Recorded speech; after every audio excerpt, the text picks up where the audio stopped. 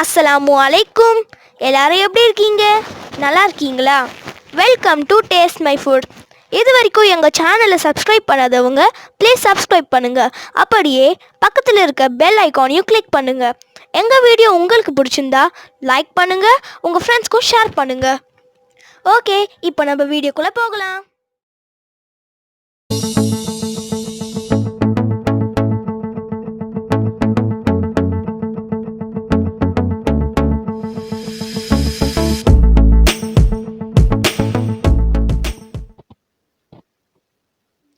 இன்றைக்கி நம்ம சேனலில் என்ன ரெசிபி பார்க்க போகிறோன்னா பரோட்டா. அதுவும் நல்ல சாஃப்டாக நல்ல ஈஸியான மெத்தடில் குயிக்காக எப்படி ப்ரிப்பேர் பண்ணுறதா இன்றைக்கி நம்ம வீடியோவில் பார்க்க போகிறோம்.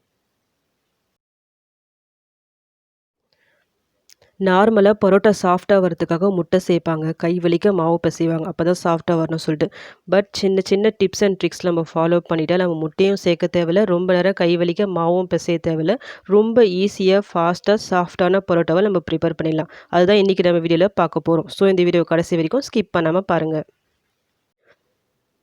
இதுக்காக நான் ஒரு 1/2 கிலோ அளவுக்கு மைதா எடுத்திருக்கேன். நான் வந்து இன்றைக்கி நாகாவில் வருது பார்த்தீங்களா மைதா, அந்த பிராண்ட் தான் எடுத்திருக்கேன். நீங்கள் எந்த பிராண்டு வாங்கினாலும் ஓகே. கப் வைஸில் பார்த்தா இது ஒரு 3.25 கப் இருக்கும். இதுக்கு தேவையான அளவு சால்ட் போட்டுக்கலாம். கூடவே நான் ஒரு ஸ்பூன் அளவுக்கு நான் சுகர் சேர்க்குறேன். இது ஆப்ஷனல் தான். இது போடும்போது நம்ம அந்த பரோட்டாவை ஃப்ரை பண்ணி எடுக்கும்போது நல்ல ஒரு ப்ரௌன் கலர் வரும், அதுக்காக தான் நான் சேர்க்குறேன். இது போட்டு ஜஸ்ட்டு ஒரு மிக்ஸ் கொடுத்து விட்டுக்கலாம். நம்ம கடையிலாம் வாங்குவோம் பார்த்தீங்களா பரோட்டா, அதிலலாம் சுகர் தான் ஆட் பண்ணுவாங்க. இது எல்லாம் நல்லா மிக்ஸ் ஆகிட்ட பிறகு நெக்ஸ்ட் நான் ஒரு 1/2 கப் அளவுக்கு பால் சேர்க்குறேன். இது ஒரு 100லேருந்து 120 ml இருக்கும். இந்த பாலை சேர்த்து நல்லா ஒரு மிக்ஸ் கொடுத்து விட்டுக்குங்க. இந்த மைதாக்கு சாஃப்ட்னஸ் கொடுக்கறதே இந்த பால் தான். பால் சேர்த்து நீங்கள் பிசைஞ்சு பாருங்கள், ரொம்ப நல்லா சாஃப்டாக வரும் பரோட்டா. நெக்ஸ்ட்டு நான் தண்ணி சேர்க்குறேன். 1 கப் அளவுக்கு தண்ணி எடுத்துக்கிறேன். கொஞ்சம் கொஞ்சமாக நம்ம ஆட் பண்ணலாம் தண்ணியை.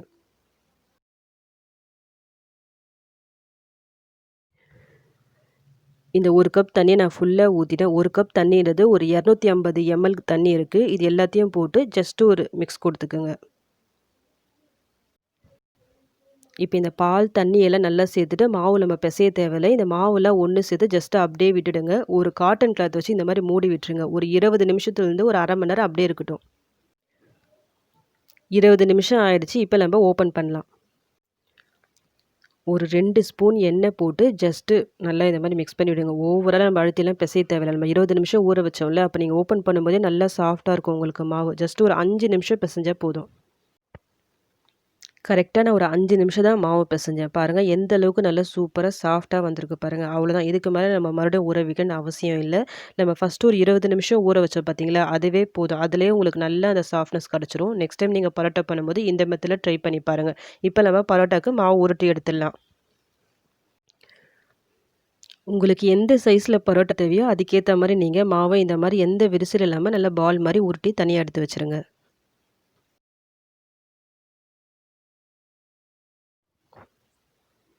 இப்போ நம்ம பருத்தி எடுத்துடலாம். சப்பாத்திலாம் செய்வோம் பார்த்தீங்களா, அதில் கொஞ்சமாக எண்ணெய் போட்டுட்டு நல்லா மெலிசா, உங்களால் எந்த அளவுக்கு நல்லா மெலிசா பருத்தி எடுக்க முடியுமோ அந்த அளவுக்கு நல்லா மெலிசா பருத்திக்குங்க.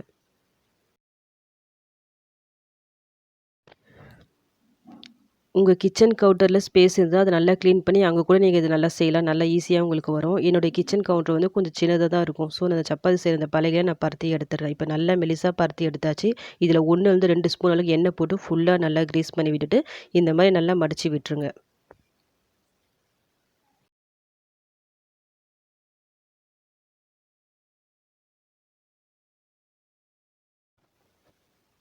எனக்கு 1/2 கிலோ மாவில் இந்த சைஸில் கரெக்டாக 11 பரோட்டா வந்தது. இப்போ இது நான் எல்லாத்தையும் ரெடி பண்ணியாச்சு. இது ஒரு 10 நிமிஷம் அப்படியே இருக்கட்டும். 10 நிமிஷம் கழித்து நம்ம மறுபடியும் பருத்தி ஃப்ரை பண்ணிடலாம்.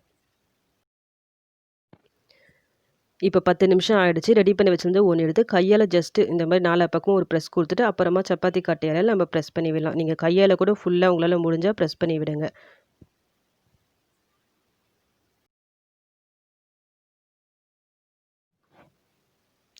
பருத்தி எடுத்ததை இப்போ நம்ம தவாவில் போட்டு எடுத்துடலாம்.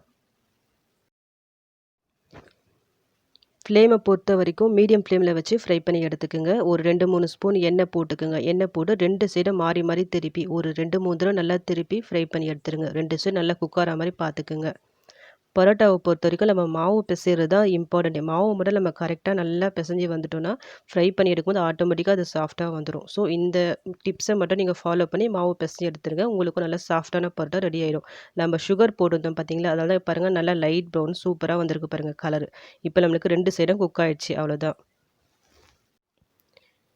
இப்போ ரெடியான பரோட்டாவ நம்ம சூடா இருக்கும்போது இந்த மாரி கையால நல்லா அடிச்சு எடுத்துக்கங்க. சூடா இருக்கும்போது நம்ம அடிச்சு எடுக்கும்போது, இது ஆறிட்ட பிறகும் நல்லா சாஃப்ட்டா நல்லாருக்கும். ஸோ நீங்க சூடா இருக்கும்போதே மறக்காம இந்த மாரி அடிச்சு எடுத்து வச்சுக்கிங்க. உங்களுக்கு பார்க்கும்போதே தெரியும் நல்லா லேயர் லேயரா சூப்பரா வந்திருக்கு பாருங்க பரோட்டா.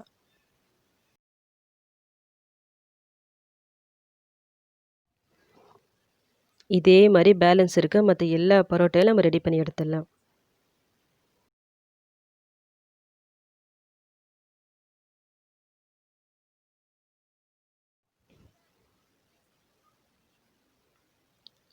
எல்லாத்தையும் நான் ரெடி பண்ணிட்டேன். சூடா இருக்கிறதுக்காக ஹாட் பாக்ஸ்லயே நான் போட்டு வச்சுட்டேன்.